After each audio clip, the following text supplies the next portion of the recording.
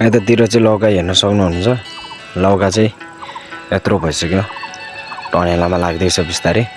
यता चाहिँ फल लागिसकेको छ हैन। म चाहिँ यतातिर टक्क लगाएर आज तपाईहरुलाई लौकाको टनेला बारीतिर यसो घुमेर देखाइदिउँ भनेर हल्का फुल्का।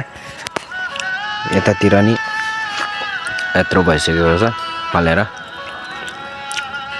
तरकारी खेती हुँदैछ यतातिर चाहिँ। अनि यसलाई चाहिँ यसरी मल हाल्नुपर्छ, गिडे मल र इया मल।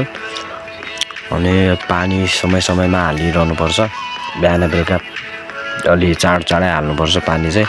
पानी नपरेको कारणले गर्दाखेरि चाहिँ अलि यो बोटहरूलाई अलि सुक्खापन हुने हुन्छ, त्यही भएर हेर्न सक्नुहुनेछ हैन।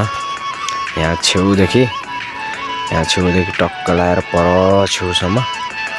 अनि माथि टनेला हेर्न सक्नुहुन्छ। हामी चाहिँ यस्तो गरेर हैन यसरी बनाउने गर्छौं, टनेलाहरू हेर्न सक्नुहुन्छ। अनि काँक्रोको टनेलातिर पनि लाग्नेछौँ हामी।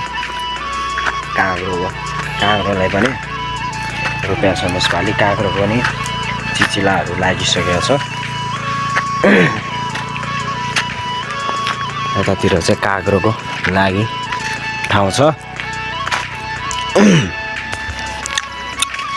हेर्न सक्नुहुन्छ। यतातिर चाहिँ यत्रो बोटमै फुल फुलेर हैन काँक्रोको चिचिलाहरू लागिसकेको छ।